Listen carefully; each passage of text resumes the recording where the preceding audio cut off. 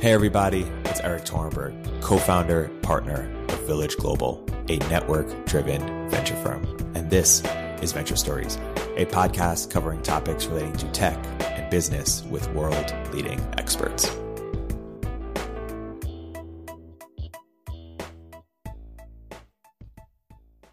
Hey everybody, welcome to another episode of Venture Stories by Village Global. I'm here today with two very special guests, Ooshma Garg, founder and CEO of Gobble, and Micah Rosenbloom, partner at Founder Collective. Guys, welcome to the podcast. Great to be here, Erik. Thanks for having us. Ooshma, can you describe what Gobble is and what problem you set out to solve when starting it? Sure. Gobble was built to design a solution for busy families who don't have time to cook. Our mission is to make cooking easy in this 24/7 busy world. And the way that we do that is by shipping people dinners that they can make in 15 minutes and one pan. We have this army of sous chefs that chops and preps everything so that anyone can cook. So, Micah, you invested in Gobble. Can you talk about how you viewed meal delivery as a space? Yeah, I think we've always been, generalist seed investors. And when we fall in love with an entrepreneur and his or her vision, we just get excited about it. And we've done everything from stuff in, food to genetic testing for dogs to, Hotel Tonight. So it's a really diverse portfolio. And, I think we didn't even realize we invested in Gobble in the early days and played it in the early days, Skip the Dishes, which is sort of like a seamless grub hub in Canada, and how these businesses were going to slice and dice the food market. Bad pun, sorry. I think it was sort of this realization that the food industry, like transportation, is just a massive, massive industry, and it could be cut into different segments. And Ooshma's really found a massive segment looking for convenience, but still wanting that satisfaction of cooking, but maybe doesn't have an hour or 2 hours to prep. Plated found a slightly different audience, and likewise, Skip in Canada, more on the delivery side. So, we were never really thematic. It just sort of turned out that way. Talk about how you map the food market. What are the different approaches? You described a few of the companies. Yeah. So, I think what we're seeing is, everything from new devices. So if you think of, some of the new cooking technologies that are, Brava is pioneering a light-based, we're not investors, so I don't know super, details about it, but a light-based cooking technique, and that will enable, new ways of cooking meals, even subscribing to food. I think Good Eggs is distributing that product or starting to. Likewise, there's some other folks in that category like Tavala and stuff. So you have this whole new category of, let's call it like new appliances. You've got a category of companies that I think can't be put into one box, but all sorts of different companies who are pre-cutting, pre-distributing ingredients for different use cases, different diets, different timelines, different family setups. And we're fortunate to be investors in Gobble, and Ooshma can tell us more about how she thinks about that space and where it's going. We're seeing, delivery. I think people used to think of Instacart, DoorDash, all these guys in one segment. Actually, they're quite different. Instacart, clearly on the kind of groceries, originally with the relationship with Whole Foods, and then kind of a universe of delivery folks, but really that have different restaurants, different fee structures, different strengths and weaknesses in markets. And that's everyone from Postmates to DoorDash to seamless Grubhub. So I just think this market is continuing to evolve into many interesting different subsegments. And, arguably it's among the biggest parts of GDP. We all eat hopefully 2 to 3 times a day. It's increasing diversity of diets, people eating gluten-free or vegan is growing.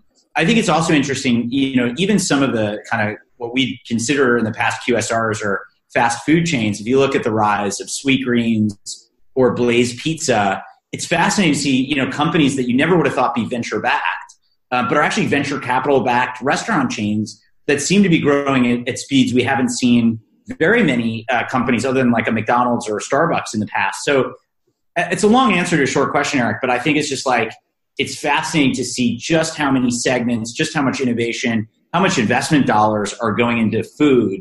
And I don't think it's going to stop. I think we're going to see, more and more things that look like these DNVBs, digital native vertical brands, like we see in now drug. We see it in, everything from mattresses to, luggage. I think we're seeing that same play in food. Ooshma, how did you think about your approach with Gobble and your wedge into the market out of all the opportunities within the space that you could have pursued? I really couldn't agree with Micah more. The reason I think that we'll continue to see this investment in food is because in the last decade or so, we've seen kind of the highest levels of earthquakes in the food space from multiple viewpoints. On the one hand, you have food shifting from grocery into the home. And then on the other hand, you have, as Micah mentioned, these DNVBs who are developing a direct relationship with the customer themselves, a digital relationship where they can access their customer at any time and not have to go through a grocery store or a third party. So in the past, generally speaking, in the food space, there was production and distribution, and different titans in industry owned these two pieces of the puzzle. There'd be like Campbell's, Kraft, Kellogg's, et cetera, owning production, and Safeway, Albertsons, et cetera, owning distribution. Now you have companies that are vertically integrated, are collecting all the data and collecting all the margin by producing the product themselves and just owning the entire value chain to the customer. So I think that just with the advancements in technology and data science, but also with this delivery culture that we've seen arise in the last decade, there's just a new future for food, and it's not going to be part of the old guard. Let's unpack that even further, Ooshma. What has been the relationship between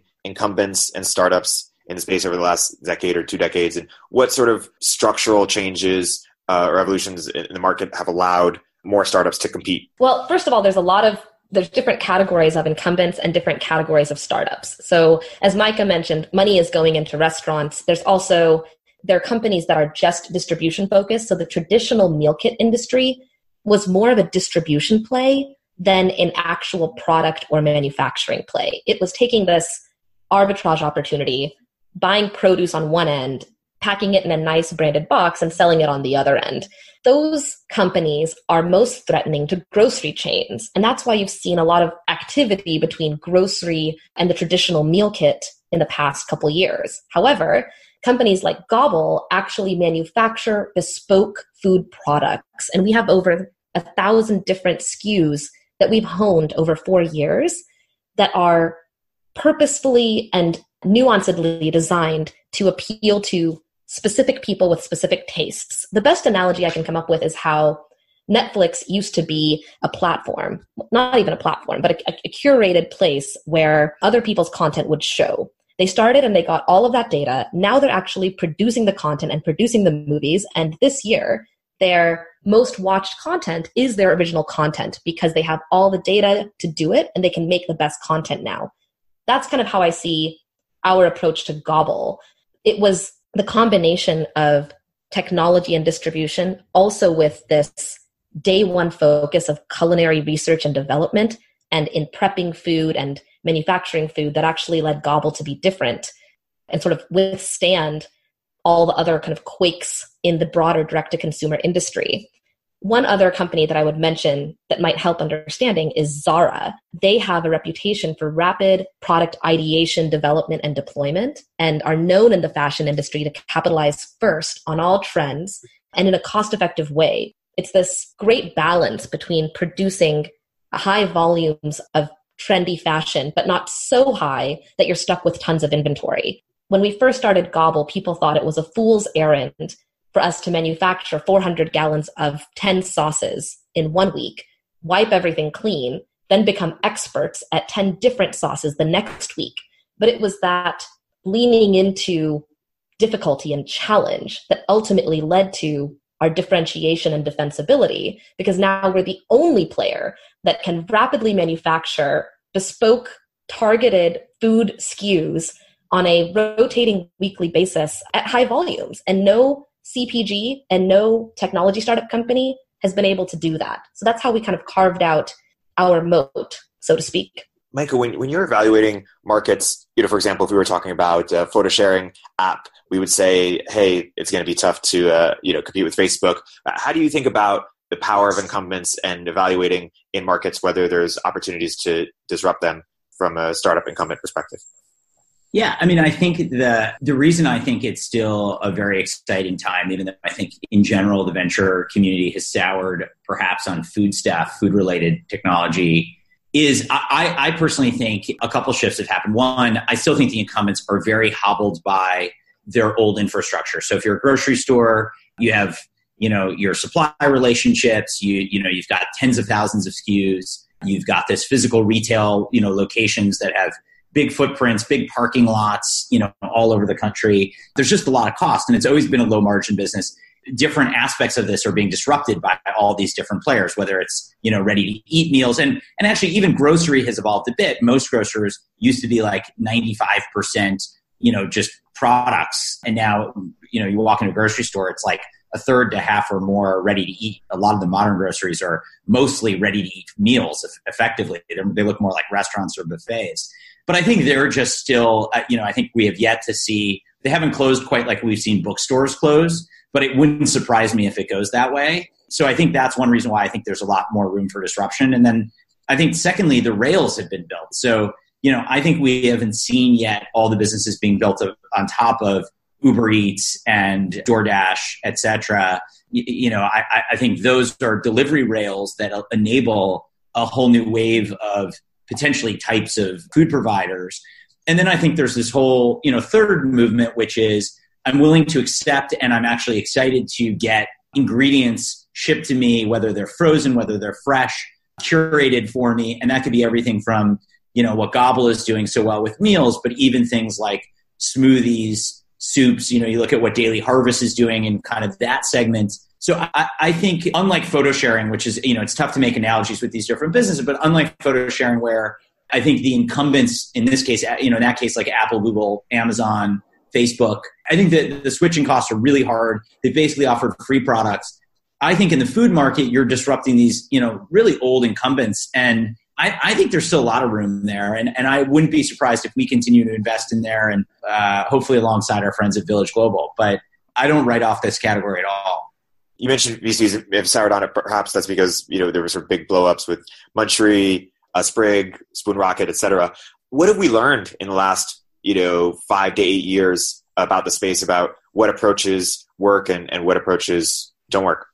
It's hard, right? Because every individual failure is probably, it's like outliers. You read it and it's a combination of, it's like, why did the Korean airline thing, God forbid, crash? It's like a lot of different variables, and many of them may have been idiosyncratic to those businesses. In general, what I'd say though is that it's hard. I mean, Ooshma can probably attest, like you're feeding people, things rot, things, there are safety issues. There's differences between the East Coast and the West Coast. There's snowstorms that happen during shipping. There's, unforeseen supply disruptions. And I just think it's hard. It's still an atoms business. It's not all bits and bytes, another bad pun. I think it's just hard. And I think a lot of people try to, bite off more than they can chew. A lot of people, I'm going to stop off on my head. No, I just think it's like, I think it's not a technology business in many ways. It's logistics. And I think either a lot of these businesses have tried to scale too quickly, or they were, too in love with the technology side, but not enough with like the actual recipes, or vice versa. Yes. Like Micah said, it's just, there's such a plethora of reasons. And there's also a number of different kinds of companies that, have made it or haven't made it, despite the fact that they tried so hard. I think that there's external factors and internal factors. So we'll remove all the internal factors. Certainly, if you get just a boatload of money and mismanage that in your first year, or don't know how to use it, and so on and so forth. We definitely saw some of that with some of these big flameouts. But outside of just mismanagement of people or funds, externally, I think that the on-demand food industry had a number of similar companies that didn't work out. And from there were some core learnings and just takeaways for future food companies. One of those is that on-demand food requires inventory, and it's highly perishable, and all the companies that were trying to drive around with trays of food in their cars couldn't make it work. What's so interesting is now DoorDash and Uber Eats have this cloud kitchens concept, and they're vertically integrating as well and inventing these restaurants that don't even exist, but save for on their apps. I think that is the version, now we're finally seeing it's, some 5 years later, the version of on-demand food that actually works.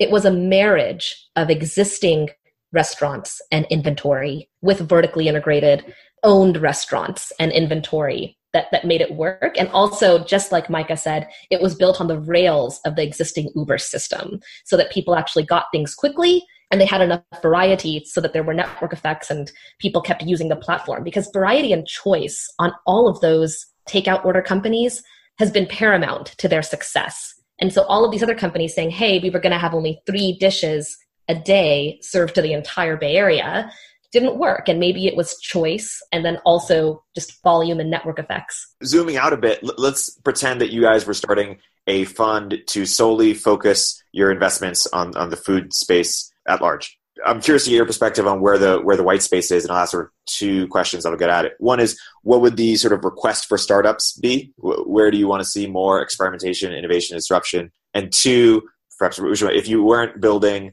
Gobble, and assuming you had any relevant skill sets or resources, what other opportunity would you not chew on? would you go for? I'm very intrigued by what these devices are doing. And I again, like fully admit, saw some of them, not an investor, probably was more skeptical early on and now coming around. I don't own a Brava. It is $1,000 and I'm debating whether we will get enough use out of it, but I am probably going to get one at some point. And I just think it's interesting to think about if you could change. Look, we're a generation, I'll speak for myself anyway, I think, but I bet all of us are, where like our parents cooked a bit. Ooshma, I know your parents, I think you had a lot of family cooking. Yes.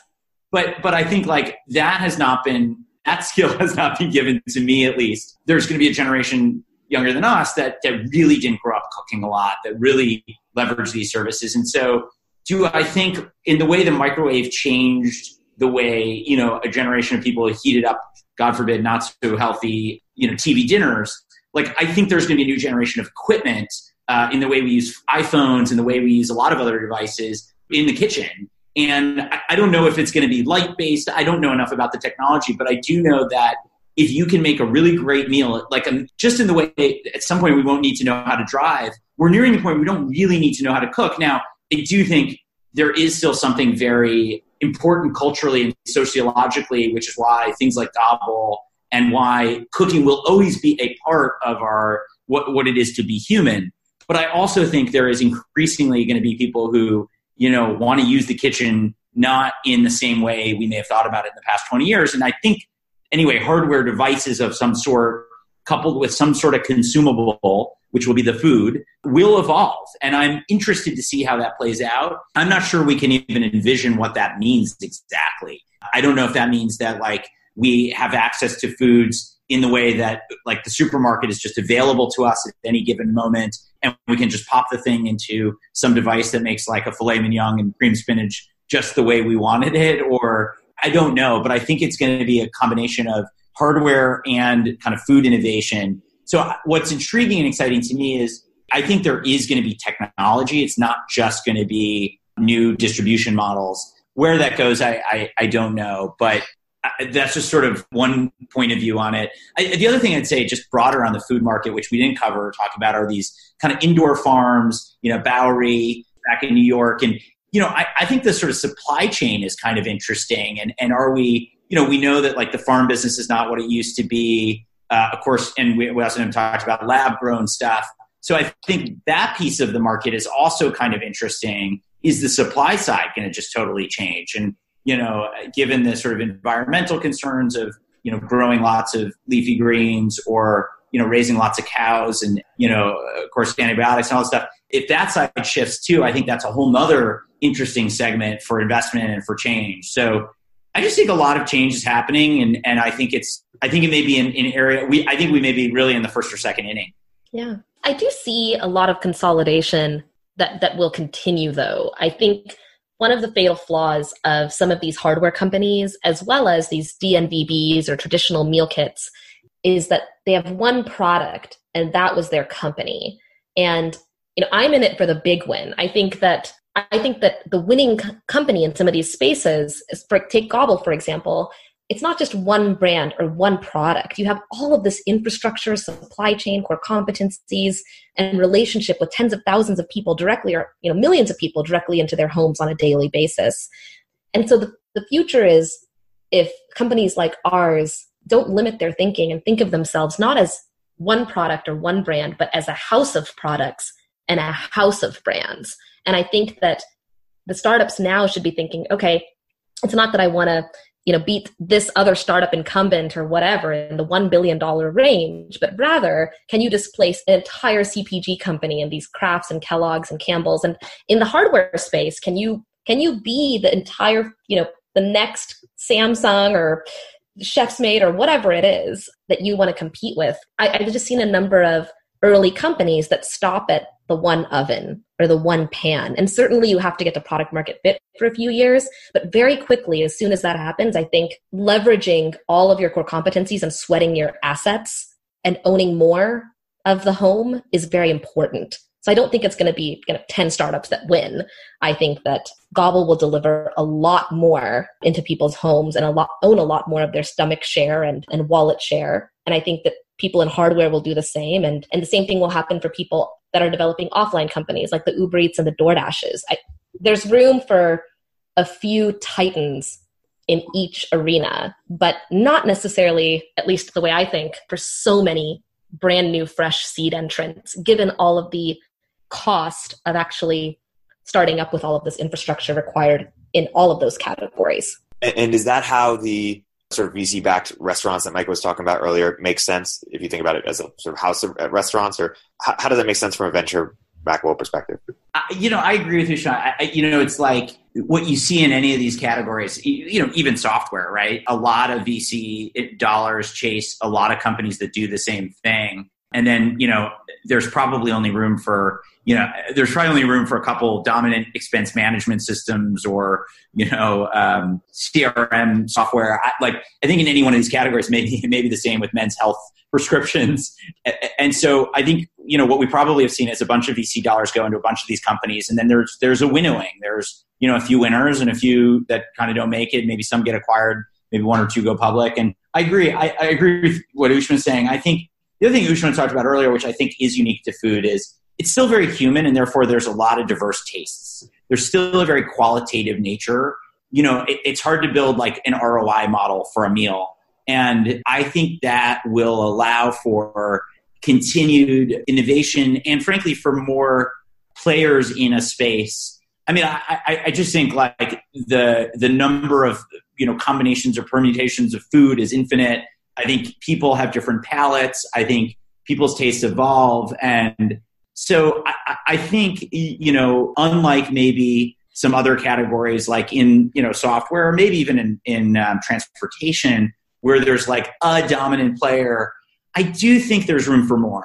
I just think that because it's human, because it's subjective, because there's so much tied into your history, your culture, your tastes, your family setup, that different players will solve different elements of that. And it'll be hard for one, new massive CPG. I may be wrong, but that's at least as I see it today. Looking out 5 years from now, 10 years from now, how do you expect the industry to look like? What does this conversation look like 10 years from now when we're talking about the companies that have, become unicorns besides Gobble, of course, or the types of companies, as well as the types of companies that have gone belly up like the ones we described earlier? Sure. One thing that I'm seeing more of is that experiences are remaining in the real world and commodities are coming into the home. So that's been happening for a long time with the removal of something like a Blockbuster and then Netflix coming into the home, but still, people enjoying the experience of a movie theater. Same thing goes for all fine dining and restaurant experiences that are, just as popular as they have been, perhaps even more popular with the millennial generation. So I think there's a higher bar for innovation anywhere because there's well-funded, huge competitors like an Amazon. And so you can't really compete in the commodity delivery space as a new company and have to develop an experience around D2C, which is why folks have had to develop these really magnetic brands like a Casper or Quip or Stitch Fix or whatever that are value added beyond just the possible commodity that they're shipping. In the future, I think that's going to be a big part of what remains. But I also don't want to discount how big the food space is. Micah was talking about companies like Daily Harvest earlier, and there are so many different ways that each individual eats food. And then there are so many different stages in your life that change how you eat food. So when you're single, you might eat food out of a tray, and you might drink Soylent or some kind of shake or smoothie for breakfast. When you get in a couple, you might try your hand at cooking. When you get into a family, you care a lot more about costs and affordability, and you need things to be extremely efficient. And maybe you're doing batch cooking, or you introduce a fend for yourself night or a takeout or pizza night or something. And then you get into, should the adults eat differently than the kids? And there's just different ways that people see dinner, but that has nothing to do with how they might see lunch. And so I think folks in Silicon Valley sometimes discount just the massive size of the food space when you add up all the Starbucks and the Chipotles and the Safeways and the Campbells and the Unilevers and Anheuser-Busch and all of this stuff all together. And so I think that we will continue to see titans like those companies in the future, but they will need to have more robust disciplines in data science, customer experience, co-customer creation, and likely own the entire value chain and direct-to-consumer delivery channel somehow. One, because it's what people want, but two, in order to compete with costs at scale, that's the most cost-effective distribution model. Yeah, and I was just going to add that you mentioned Daily Harvest. We were talking about briefly, and I remember Rachel Drury from Daily Harvest pitching me, and she's just done an incredible job with that business, and it's going to be a big miss, I think, on my side. But what's so interesting about that one, and I think just generally, is like a little bit of what's old is new too. So as much as we've been talking about like innovation and potentially lab grown meats, which a lot of these things which will be very interesting in the future, I think it's also a reminder that like her insight was that frozen had been sort of overlooked as an interesting way to deliver, fruits and veggies. And I was of the mind, coming off Plated and what Gobble's doing about fresh ingredients. And, I think that's an interesting reminder that, sometimes looking back and finding new ways to package or distribute, in that case, literally just, frozen soups and smoothies and desserts and drinks. I think it's a very clever way of taking something more traditional and putting it, like there had been frozen fruits in the frozen section forever. And it was kind of overlooked, like who would want to, buy frozen fruits except to maybe throw in a smoothie. And I think by kind of pre-packaging it, making it easy to, like, I think she had some really great insights and I think about like what Ben's doing with Hungry Root, which is sort of like the, pastas and dishes based on vegetables. So I think I am both very bullish on lab-grown stuff, innovations in aquaculture and indoor farming. At the same time, I think we're going to see some things that kind of look in hindsight and you're like, wow, that was sort of maybe obvious, or at least that it was taking something that had been done before, but thinking about it in a new way. I think we may see some of those too. And so I think it's going to be a combination of deep innovation and also some interesting wrinkles on maybe things that don't seem all that unique, but are prepared in new ways. Right. I also want to add that, these companies can get to pretty significant heights just on their one brand and their one product alone. And I think we'll see more acquisitions like Dollar Shave and other, $1 billion+ acquisitions in this DNVB space. However, I think $2 billion. Don't accept anything else. Got it. Thank you.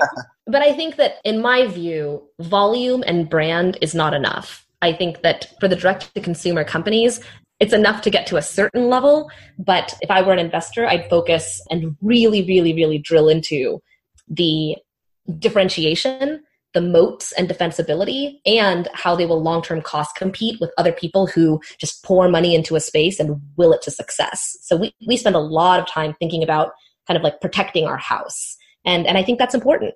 Micah, have you invested in any of the, Soylent or Memphis Meats, and any of these types of companies? And if not, what do you think about it? We haven't. I've looked at a few. I think like the first generation, Impossible and Memphis and all these guys, I think are doing really great stuff. And I've worried a little bit that some of them are a little more science and that they're further off in terms of like, how close they are to commercialization at scale. But I think we're going to see a whole lot of those guys. And I think, some of the first wave will win, some won't. And then we'll see another wave. And I'm very open-minded to those. So bring me those business plans. But I think it's sort of figuring out what is, you're still competing in commodity markets. And that's always been the rub. I remember looking and even thinking of joining actually biofuels companies, 10 years ago. And that was really all the rage. And I think the problem was, and I still am hopefully bullish on some of those things. And obviously they're different than food, but when you're competing against a gallon of oil or you're competing against a really low cost commodity like chicken or even beef, you got to be really efficient and really at scale.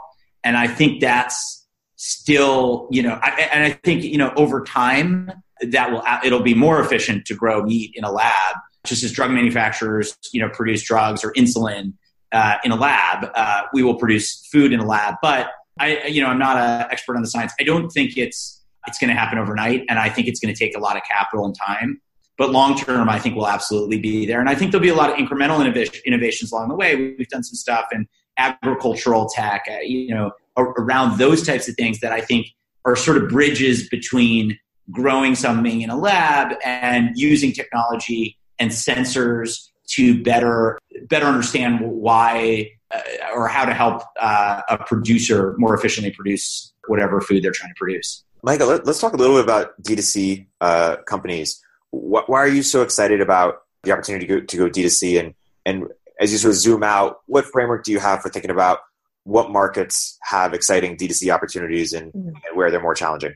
Yeah, I think our fund has always been kind of what I think is a healthy mix of direct-to-consumer or consumer stuff, but also B2B stuff. But for whatever reason, the consumer stuff is always more attractive to talk about. And we've done a fair bit, and I've personally done a fair bit. I think it's, it's what Ooshma said, like this relationship to your customer and the ability to I've been involved with Dia and Company. My partner Dave was on the board of PillPack, which recently sold to Amazon. And I think this ability to take information to use big data effectively, knowledge about your consumers, what products, they're not taking the red shirt, they're buying the blue. What does that inform us for the next time we present clothing or the next, should they be on a generic drug? And I just think there's this ability, understanding of customers that the traditional retail never really had. And I think, if you apply kind of data science and good merchandising and good branding, you kind of have this unique DNA to disrupt some different categories. And, I've written a few pieces around, like some are more optimistic. So, I think you can't just do the Warby Casper playbook on every category. And every category is a bit nuanced. Ooshma, you mentioned Quip, and, we're seeing a lot in healthcare. Each of those has its own, I think, set of regulations and, questions about why a consumer's going to make a decision or not. But I do think it all comes back to this relationship to the customer, being able to have this feedback loop. I like your comment about Zara, because I think in some ways all these businesses look a little more like Zara. They are much more reactive and quick in terms of the products and the way they interact with their customers. And I think, frankly, customers want to understand who they're sourcing, who they're getting stuff from. So I think there's this, I feel like I can reach out, if I buy a pair of sneakers from a given brand, Allbirds or Greats or whatever, I feel like I have a relationship with the company. I actually did the other day. It was raining and I was worried about ruining some new shoes, and I chatted with someone, and I would never think to do that with Nike. I probably could, but it's not the type of but they immediately said, spray this stuff on your shoes. That's what we use here. And it was just such an interesting reminder of the brand connection you have with some of these brands in a way that you never had with the old brands. So, I remain very intrigued by, we've done a business called Hawthorne for Men, which is or customized men's skincare products. I'm using it, I use them. I love them. They're growing very nicely. And I think there's certain categories where with some innovations and understanding of customers, you can really grow. But I think there's also, some categories are just really hard. And, I think the trick is to kind of pick the right categories and pick the right teams executing on those categories and run the business relatively capital efficiently. I think when you get in these brand wars where, you're raising $100 million and you're bidding on each other's keywords, and you put in, one company's name into Google and both companies come up as, as sponsored results, that they're both spending each other.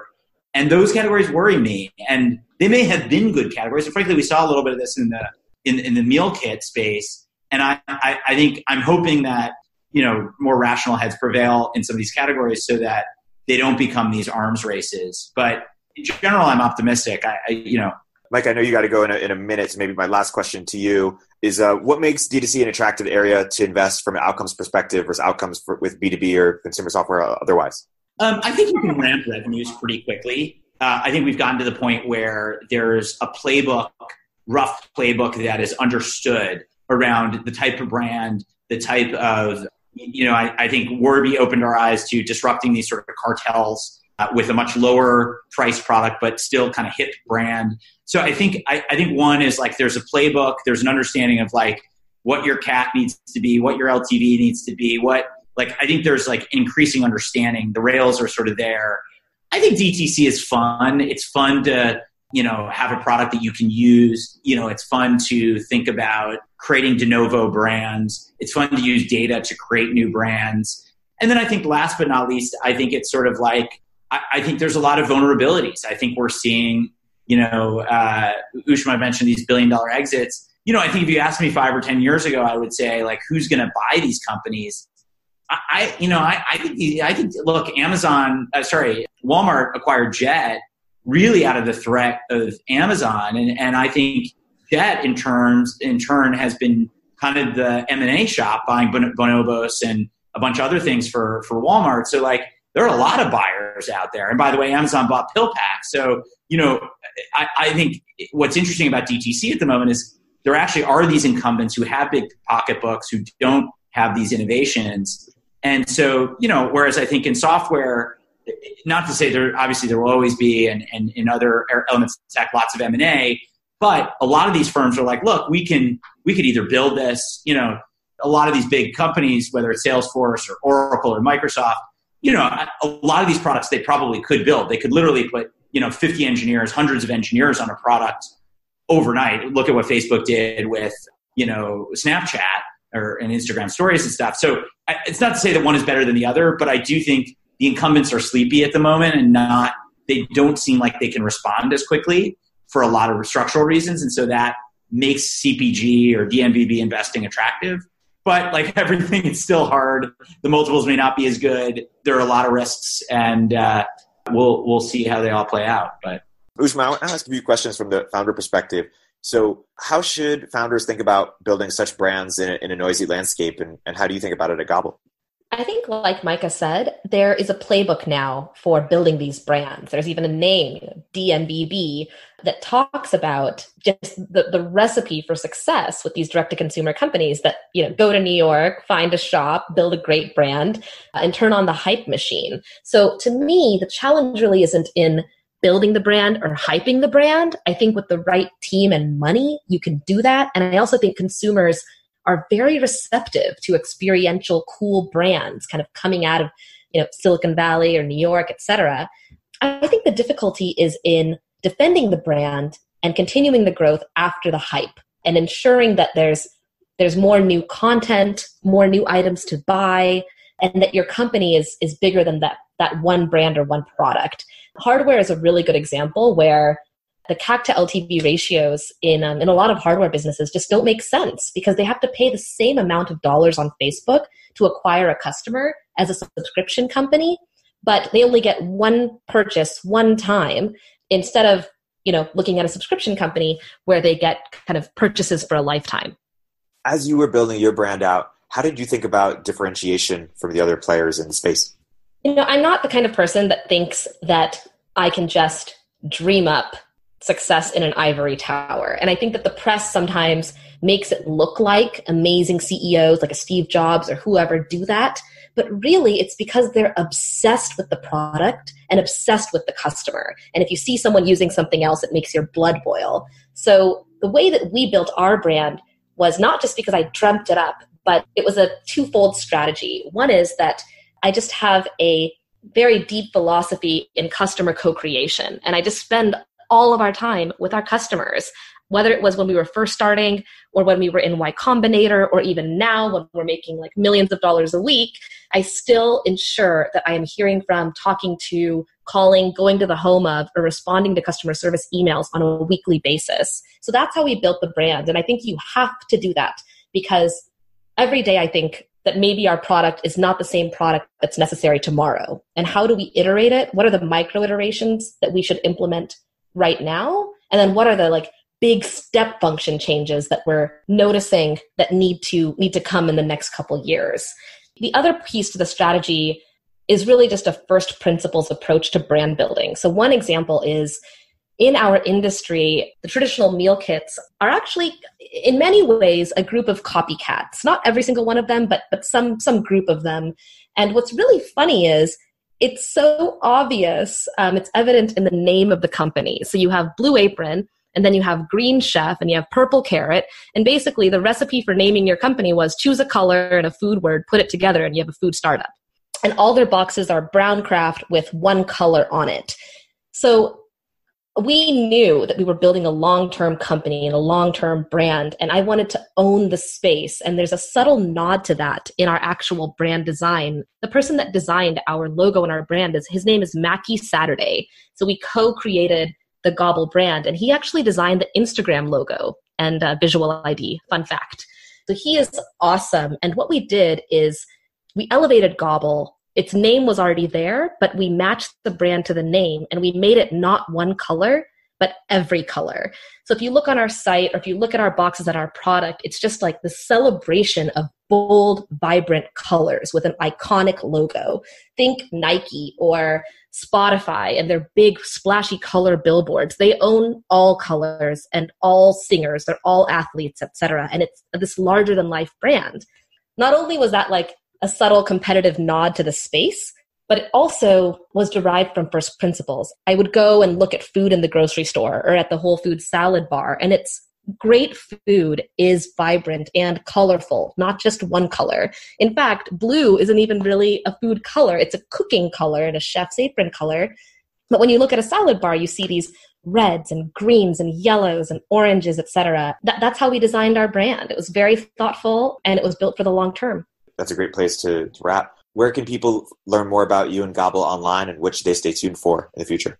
You can find me on Twitter, which is at Ooshma, just my first name, Ooshma.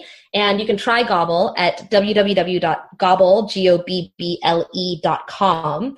You should be able to make a dinner anyone should be able to cook with one pan, olive oil, and 15 minutes and impress whoever they want. And I hope people do try it out. We have some really exciting announcements coming in January that are going to be some of those step function changes that I mentioned that we've had in the works for the last year. So stay tuned for Gobble in the news in the new year. Awesome.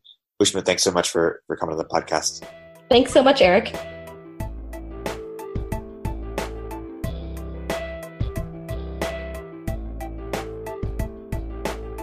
If you're an early stage entrepreneur, we'd love to hear from you. Please hit us up at villageglobal.vc/network catalyst.